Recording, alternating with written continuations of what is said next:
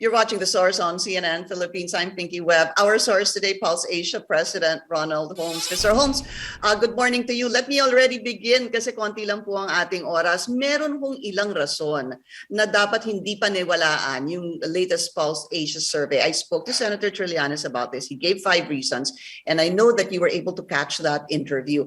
In summary, let's just talk about first the track record.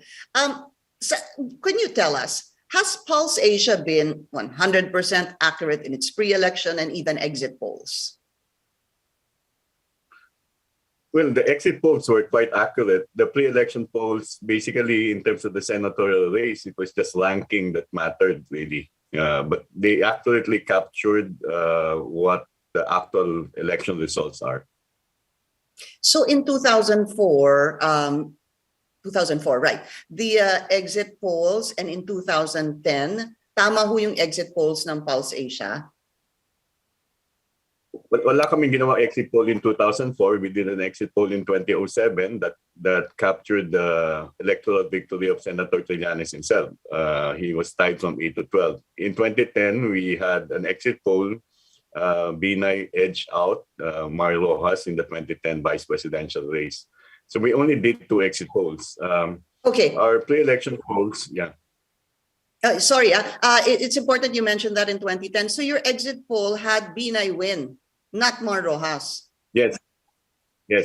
Okay. Yes. Because if I remember correctly, Senator Trillanes was saying that yung exit poll po ninyo had Mar Rojas win.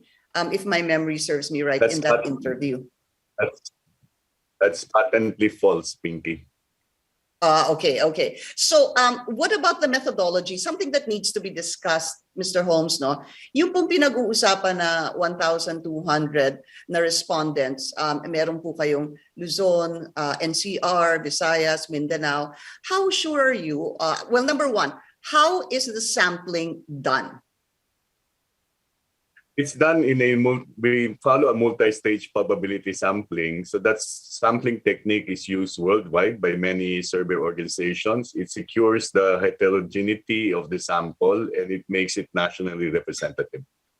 Okay. So nagkakaroon ho ba ng pagkakataon na yung sampling nyo could be in a particular area, the sampling would be bigger in a particular area where a candidate is more popular?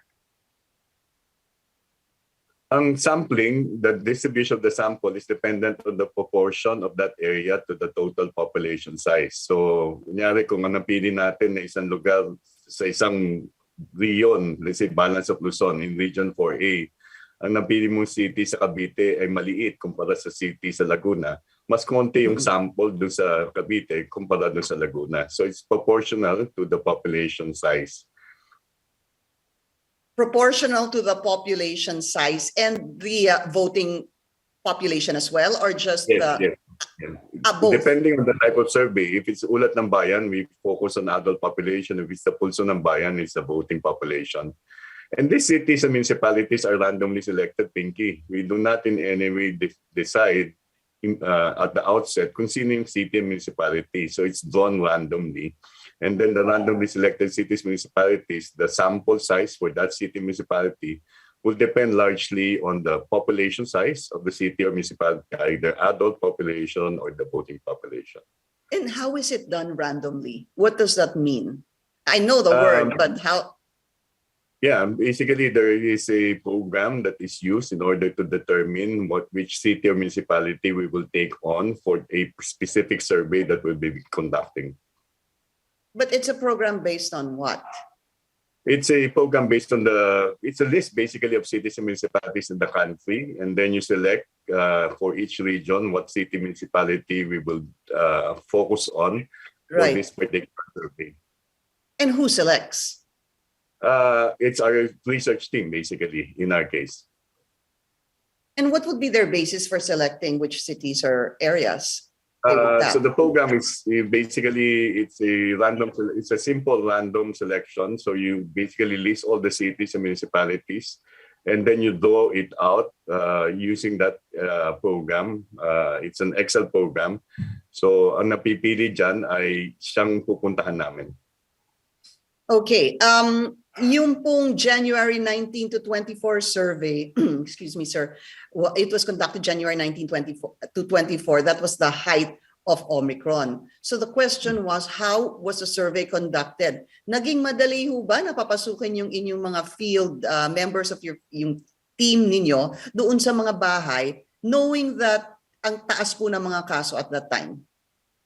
Yeah, yung aming surveys from September 2020 have been face-to-face. We follow health protocols and we've been monitoring essentially refusal rates in the areas that we have not been able to enter. Netong huli, noong January 19 to 24, I checked our data. There were only about 10 out of 480 sample spots where we had to replace a sample spot, not because of COVID, but because of certain other conditions. Like, for example, it was a sample spot where there was a particular conflict within the community. And then you randomly select the substitute barangay for that matter. So that's 10 out of 480. And we have been doing face-to-face surveys, as I said, from September 2020. Okay, so we need to end this discussion, but I wanted to ask you just very briefly. So Bongbong Marcos from 53, umangat po siya to 60. Si DP Lenny po from 20, bumaba po sa 16. Can you tell us just quickly, meron po bang mga tinatawag na, explain to us, solid vote, base vote, undecided in that survey? May mga, it's hard to say solid vote, no? But we are able to check kung sino sa kanila nagsasabi ng may posible pang magbagong boto nila. At halos kalahati yun, Pinky, na nagsasabing posible pang magbagong boto nila. Mahirap sabihin yung solid vote kasi in all of our surveys in the past, we saw changes from survey to surveys. Like in January 2016, Grace Poe was ahead, Jojo Binay was second, Mar Rojas and Duterte were tied at third place, and we know what happened in the May 2016 election. The results favored Rodrigo Duterte. So those shifts are shifts that we will see in the subsequent surveys. Okay, last question. Yung pong tinatawag na ceiling and floor, yung ceiling po yung pinakamataas na pwedeng abutin ng kandidato. Yung floor po yung pinaka-base niya. Can you tell us the ceiling and floor of, let's say, BBM and Lenny Robredo, and maybe the third and fourth, Manny Pacquiao, Isko Moreno? It's pretty difficult to say ano yung kisame at ano yung floor, no? The ceiling and the floor, because the ceiling and the floor, normally we determine that when we have various lists, sets that we present to the respondents. What you can say is that if you look at the surveys, right now, Bongbong has 60 and Vice President Lenny has 16, which is actually no different, not much of a variance from what she had in December 20. Sa akin, mahirap talagang sabihin kung ano yung ceiling and floor nila because their preferences may go down, their preferences may go up, and that will be largely determined by events that will transpire between now and let's say the next survey and across the surveys up to May 9, 2022. I hope to speak to you again soon. Maraming salamat po sa inyo, Pulse Asia President Ronald Holmes. Thank you, sir. And thank you for joining us here on The Source. I'm Pinky Webb. You're watching CNN Philippines.